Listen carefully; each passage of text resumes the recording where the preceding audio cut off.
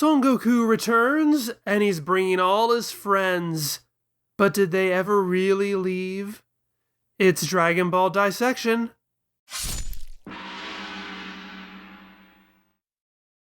Yeah, there's no Gaiden label this time. Today we're not talking about a spin-off or a crossover or a prototype or something tangentially connected to Dragon Ball. For the first time this year, we're actually talking about something with Dragon Ball in the title.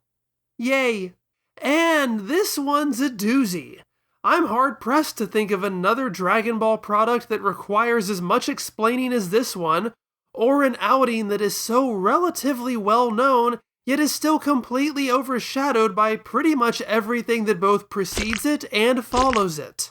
It felt like a huge deal at the time, but has fallen by the wayside ever since. There are a lot of reasons for that, and we'll get to them all.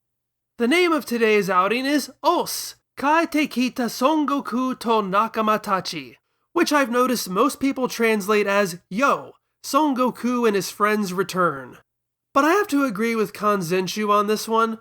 OS is Goku's signature greeting. In animated Dragon Ball, nearly every next episode preview opens with OS, Ora Goku. OS, Ora Goku! It's practically his trademark. And that's clearly what this title is referencing. But Goku also sometimes says Yo. Yo! As such, it doesn't seem to me to be all that useful a translation to fold those two distinct greetings into the same word.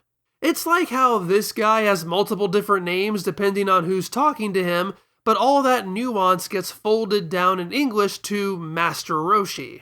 Because of that, I go with Kanzenshu's translation of Heya as a distinct, informal Gokuism.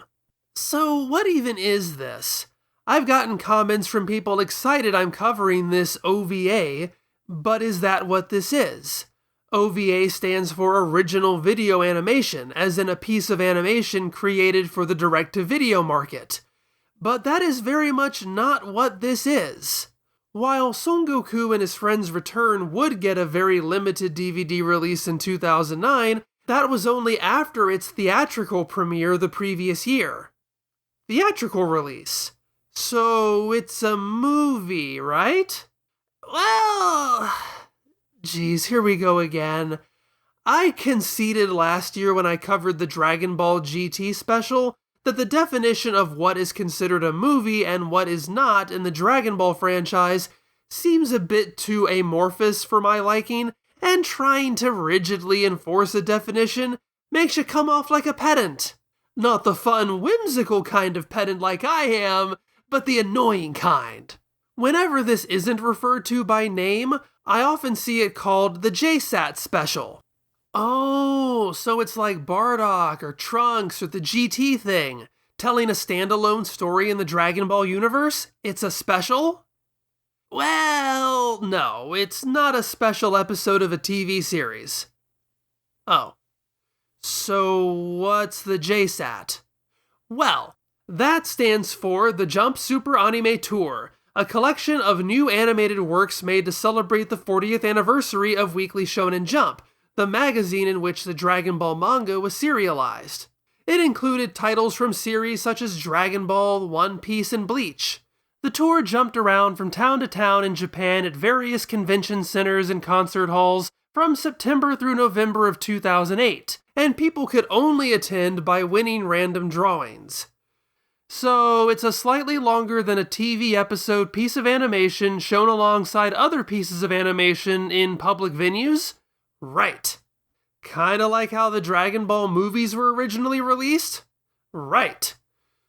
So, it's a movie. No, you idiot, why would you think that? See what I mean? Is this a movie? Is this theatrical? It depends. Does a movie have to be feature-length? Is a movie anything that's feature-length, regardless of medium? Or does it have to be premiered in a public theatrical venue? If the primary premiere exhibition is exclusively in public venues, does that make it theatrical? Even if that setting isn't specifically a public movie theater? Honestly, given the criteria of previous movies, It's hard for me to think this isn't just a movie. To be clear though, it is not officially classified as a movie. And I can understand the difference. But whatever, I just call it the Jump Super Anime Tour special and move on with my life. One last bit of confusing kerfuffle. Really, the full name of this special is Dragon Ball, Heya Son Goku and his friends return. Seems like a rather obvious thing for me to say, but think about it. It's an animated Dragon Ball work. It takes place 2 years after the defeat of Majin Buu. Its opening sequence is an updated Chala Head Chala. But it does not use the Dragon Ball Z branding. It's just Dragon Ball, complete with a new logo that is kinda rough around the edges, I think. I'm not a huge fan of this logo. But this is Dragon Ball, despite all the trappings of the animated continuity, because this is a Shueisha production, created to celebrate the Dragon Ball manga. Even though Gregory is in this for some reason, there is nothing simple about this. The only thing not complicated about this is its plot, so let's finally get to that. 2 years after the defeat of Majin Buu, Mr. Satan is opening a hotel. To celebrate, he invites over all the people who actually helped defeat Majin Buu. During the party, Vegeta's brother shows up asking for help to defeat 2 remnants of Frieza's forces, who also show up. Goten and Trunks fight, and then eventually everyone does, and then a splendid time is had by all. However, it's not really something anybody in the Dragon World widely remembers, because the villains arrived too late in the story to be of any serious threat.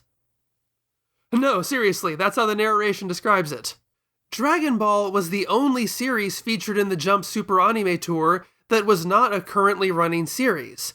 The pointedly low-stakes conflict and characters getting together like it's old home week are certainly almost intentional. This exists for the sake of nostalgia. At this point, Dragon Ball had been off the air for 11 years. This is purposely comfy. Hey, remember Dragon Ball, that old series that used to be popular and it makes you feel good to think about it? Well, this is it. The plot exists as an excuse to spend time with these characters again. Goku and Vegeta get to flex their friendly rivalry, Gotenks shows off a wide assortment of character moves, nearly every fighting character gets a moment to look cool. Yes, even Yamcha. The recycled musical score of Kikuchi Shunsuke washes over you and puts you right back in the old show. And for something like this, I think it works. I don't think it's good to wallow in nostalgia, but you can certainly visit it. For the time period, for the story it's telling, for its just over half an hour length, this is fun. But it's not something you'd want to become too reliant on. As trifling as this is, what gets people excited are the additions to the lore. The big, momentous lore additions that are almost never brought up again. I mean, if you want to stump someone at a Dragon Ball trivia night, all you have to do is ask about Vegeta's younger brother, who has about as much staying power as Chuck Cunningham. 2 Happy Days references in a row. I'm on fire! Vegeta's brother, however, serves a very important function. He perfectly completes the name pun! As you probably know, the name Vegeta comes from taking the Japanese approximation of vegetable, vegetabaru, cutting it in half, and extending the second vowel sound, turning Vegeta into Vegeta. Vegeta's brother does the same thing, taking the discarded half of vegetable for this discarded son, and extending its vowel sound, turning Tabaru into Taburu. And since Japanese often uses an extended ah sound to approximate a rhotic r, like how Zabon is Zarbon, Vegeta's brother is Tarbal. And that spelling, in addition to calling attention to the modified vowel sound, rather conveniently sidesteps the inclination to pronounce his name as table. We're not doing that. Of course, that kinda reopens the can of worms I mentioned in my name guide video, wondering whether it would make sense to throw an extra E into Vegeta's name for the same reason. And once again, I'm just going to let that one go. People complain that Tarbal comes and goes and is really only ever mentioned once again after this. And were this a more substantial story, the random introduction and disposal of a never-before-mentioned sibling might get under my skin. But this story gets away with it by virtue of its total lack of weight. It doesn't feel like anything in this is supposed to matter. That doesn't mean I wouldn't mind seeing more of Tarble because I think there is story potential to mine there. Apparently their dad sent him away because he sucked at fighting, but Tarble doesn't seem to hold any resentment about it. In fact, his life seems to be going pretty well. He's married and his relationship to his wife, Gude, seems pretty good-ate. He brings out a different side in Vegeta as well, who is initially annoyed by this loser's reappearance, but also seems compelled to be polite and helpful despite himself. Although Gude, which might be a play on grape, doesn't have much of a role, she's just a cutie. How can you not help them out when she's so unflappably cheerful? As I mentioned last time, she's the payoff to the aliens in Nekomajin, as her design is taken straight out of that pseudo-Dragon Ball bridge of a series. That said, while not mentioning this special specifically, Toriyama has actually addressed this, as this same Nekomajin alien design also shows up in his 2007 one-shot Dr. Slump revival, Dr. Mashirito Abale-chan. Asked about the similarities, Toriyama said not to think of them as the same alien species, that he just likes drawing aliens that way. A wonderfully lackadaisical Toriyama response. The villains this time around, such as they are Avo and Kado. They look like two knockoff Dodorias. I almost said mini Dodorias. For some reason, I always misremember them as being small, but they're actually pretty big. I guess I remember them as small just because they're presented as such small fry. Apparently, they've carried on in Frieza's footsteps after his death. Back in the day, they were about as strong as the Ginyu Special Force, but now they're about as strong as Frieza himself, which disappoints Goku. They're only as strong as Frieza. And this is a pointless nitpick, and I kinda hate myself for even bringing it up, but I'd rather they not have said these two were as strong as the Ginyu. The Ginyu are supposed to be Frieza's elite warriors, enough to make Vegeta crap his pants, but these guys are hanging around just as good? It devalues the narrative importance of the Ginyu, and they already serve as a tenuous cul-de-sac to begin with. I'm guessing the comparison is to make it more plausible they're Frieza level now, but that seems unnecessary to me. This guy went from weaker than Raditz to stronger than Frieza in just over a year. Tarble could have just said they're now as strong as Frieza and left it at that. These two are standard issue punks, nothing much more to say about them. After Goten and Trunks best them, Avo and Kado combine into the final villain, and his name is, obviously, Akka. Why? Why would you leave such an obvious joke on the Tarble? Well, to be fair, he's only ever called Akka in the credits. Since he has a whole new voice rather than the combined performer's voice of Gotenks, he gets his own separate credit. In fact, the kids jokingly call him Avocado at one point, so I'm just gonna go with that being his name for the sake of my sanity. And while Goku and the gang eventually defeat him, all of them, there aren't any hard feelings, and they even stick around for the party. Of course, just like Tarble and Gude, they disappear after this. The main reason this special is so adept at weaving in nostalgia is because it's such a late arrival reunion. We're primed to want to see a reunion. That also runs it into problems, though. While it's been over a decade for the audience since the main elements of the Buu arc, it's only been 2 years for the characters. Art always reflects the time in which it's made, and that can result in some incongruities between this and original Dragon Ball. Obviously, some animated shows like The Simpsons can exist on a sliding timeline in order to keep the characters the same age for well over 30 years. That doesn't really apply to Dragon Ball where time exists. So I remember it feeling kinda jarring for, say, Gohan to have a then modern computer in his room. True that this is a fantasy world with advanced technology, so its development can't be directly compared to ours, but it's also a series rooted in 80s and 90s technological reference points. Again, art reflects the time in which it's made. Remember that a major narrative shift once occurred because of a fax, and a filler scene had the characters in awe that Videl possessed a cell phone. Now keep in mind that just a few years later in the narrative chronology, Piccolo is going to be awkwardly carrying a smartphone. The juxtaposition isn't ruinous, but it can pull me out enough to remind me that the story is stuck in the same place while the outside world continues to move forward. But this could be hand-waved to a degree because I remember someone once pointing out that, in actuality, this rather fixes the opposite problem the original series had.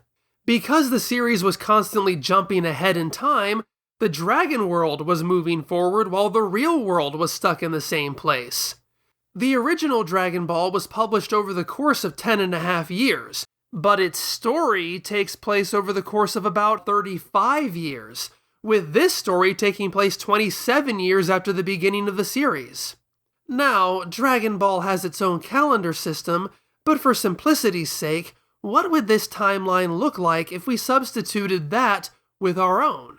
If Dragon Ball begins in the year 1984, 27 years later would be 2011. And if we compare our 1984 technological aesthetic to our 2011 technological aesthetic, suddenly it doesn't seem at all implausible for this world to have progressed from faxes to smartphones. Another fascinating novelty this special brings is its opening. When the TV show was rebranded to Dragon Ball Z, they got a new theme song and opening in Chala Head Chala. It had 3 different variants that updated over time in order to keep up with where the story was. The only Z-era story arc to not have that was the Buu arc, which instead got a whole new opening and theme song with We Gotta Power. Now the circle is complete as we finally get a Buu arc rendition of Chala, and that's fun.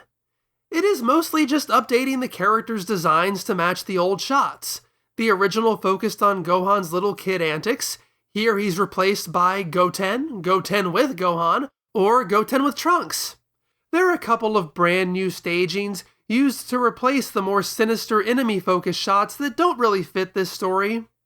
I like it, even if it doesn't really match the art style of what came before.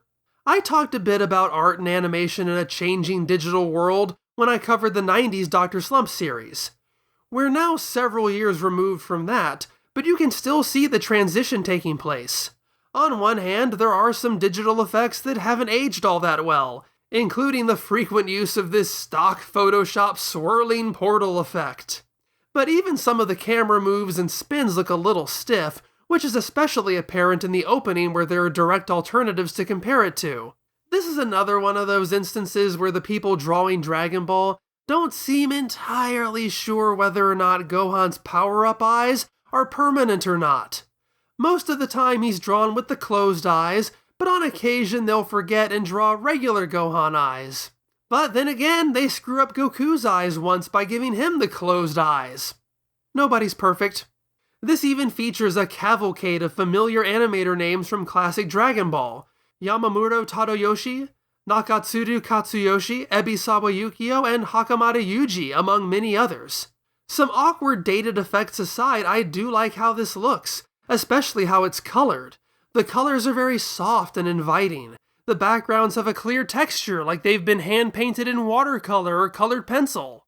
It looks far more like Toriyama's colored illustrations coming to life than other animated Dragon Ball does. And those aren't the only returning names. While the original draft is credited to Toriyama Akira himself, the final script was written by Koyama Takao, the head writer of Dragon Ball Z and the writer of the classic Dragon Ball Z movies. Son Goku and his friends' return is also a very personal story to me. It's easy to forget in this modern age of simultaneous release and ubiquitous streaming services that, for those of us outside of Japan who grew up with Dragon Ball in the days of yore, any new material we were receiving was actually several years old. But on November 24th, 2008, the 23rd for me, this was officially uploaded temporarily with English subtitles on a special Jumpland website browser. That was immediately after the tour ended. This was amazing. I was getting to see new Dragon Ball when it was new for the very first time. I remember watching this over and over again just because I knew it was to be a fleeting experience. That alone makes it very special to me. Just looking at the Kanzenshu forum posts of the time, or Daizenshu EX back then, it's quite the reminder how crazy people were waiting for the special to drop, and also just how hard it was to stream decent video back in 2008. However, reviewing it for this video is the first time I think I've ever seen the ending theme, Orange Hero, or rather, Orange Hero? I remember the ending just not being there on the Jumpland release, and the forum thread backs me up, so score one for memory. I would guess it was because of international licensing issues. Taken on its own in its own time, the Jump Special represents a quick, nostalgic revisiting of a series that was quickly becoming a beloved classic. However, it takes on a very different context now, that of transition. It falls somewhere in between the classic Dragon Ball and the deluge of modern Dragon Ball that has come since. That causes it to often get overlooked, to slip through the cracks. Well, part of that is also its fairly limited release. To date, it's only been released on a limited DVD and as a bonus feature to the special limited edition Battle of Gods box set, and even that's only in Japan. It could be that it's not considered a big enough deal to mess with, but I've also heard it might be a licensing issue. See, this was commissioned by Shueisha and animated by Toei, so that makes it hard to bring overseas when different companies hold separate rights to anime and manga material. This would seem to kind of fall somewhere in the middle. As evidence, the English subtitles in that 2008 stream actually used Viz's manga translation terminology as a base. But aside from that, it gets lost in the shuffle due to its unique position of being both the last of the old and the first of the new. Think of all that has changed between then and now. Nearly all of the original voice cast was still alive in 2008. Suzuoki Hirotaka, Tenshinhan's voice actor, had passed away only 2 years before, which might explain why Tenshinhan is conspicuously absent. I mean, yes, the character has an established antisocial reputation, but even Lunch comes along for the ride in a non-speaking role, and she's to Dragon Ball what Lyman is to Garfield. And if you didn't get that reference, that's the point. Mr. Satan has a fairly large role in this special, and his voice actor, Gori Daisuke, would sadly take his own life a little over a year after this came out. But here he is, still around to take on one of his last Dragon Ball roles. In the intervening years, we have lost so much talent related to Dragon Ball. Here, the only returning character not played by what would be considered a classic legacy actor is Kame Sennin, who is played by Masuoka Hiroshi, and even he had a couple of credits as the character in both Dragon Ball Z and GT. It's the last new Dragon Ball animated story, really need to emphasize those specifics, to feature the musical score of Kikuchi Shunsuke. It has Chala Head Chala as its opening. This is more or less classic Dragon Ball as you remember it. Well, you know, assuming you watched the show in Japanese. That makes it the last of the old. As for it being the first of the new, this begins to feel like a pilot when held alongside what follows it, as if Battle of Gods took the basic structure of this and revamped it hoping nobody would notice. In fact, so much of the Jump Special comes across as a template for 21st century Dragon Ball. It justifies bringing the characters together through a party, Goku finds work as a farmer, it introduces never-before-mentioned family members to long-established characters, it plays on nostalgic imagery like Vegeta being back in his Cell Arc armor, it dips its toe back into the world of Frieza, it prioritizes a more lighthearted tone, and most notable of all, it establishes the precedent of not moving forward, but moving backwards. Rather than continuing on after the series, either the manga or Dragon Ball GT, it jumps back to the period between Majin Buu and the end of the series, a temporal location the franchise has refused to leave ever since. And remember, this was almost 17 years ago!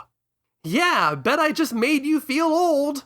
I practically crumbled into dust just saying that.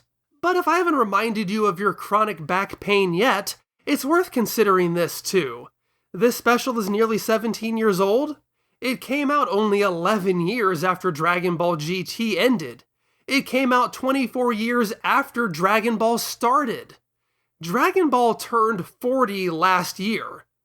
It won't be much longer before this reunion special is the midpoint of Dragon Ball's history. But yeah, 24 years. I have to say, this journey through the dead period of Dragon Ball has certainly helped bump my own stats. Prior to this, Dragon Ball Dissection had covered 13 years of Dragon Ball content in, just under 13 years. But now, I've covered 24 years of Dragon Ball material in just over 13 years. I am such a speed demon when it comes to reviewing Dragon Ball. So that's the Jump Super Anime Tour Special of 2008. I'm not sure if it holds up quite as well as I remember. It's pretty trifling, it doesn't go anywhere, it's largely an excuse for fan service, it's hardly as special as it used to be. That doesn't mean it's not fun though. It's a comforting liminal space, one that beckons you to the new adventures to come, but also reminds you that you can always go home again. What's next in Dragon Ball Dissection? Well, we are approaching 2009. You've all been asking for it, and it's finally time. Next time, we will be covering that much maligned piece of Dragon Ball media, the outlandish, the infamous live-action movie. Yes, the live-action Taiwanese movie Dragon Ball The Magic Begins! That was fun. But yes, I wanted to cover it and the Korean movie together as sort of a contextual warm-up before we indeed do a full-on Dragon Ball dissection of Dragon Ball Evolution. Yeah, I'll pull a joke on you, but I'll only take it so far. So yeah, some back-to-back live-action Dragon Ball fun just in time for the summer blockbuster season. And I should just go ahead and put it out there that I have no idea what to expect with these two, other than thinking it's going to be glorious schlock of the highest order. Thanks so much for watching. You know, I always try to put something entertaining here for you, but I'm all out of cross-epoch jokes. What's in me to do? I honestly don't know. This has never happened before, but my mind is a total blank.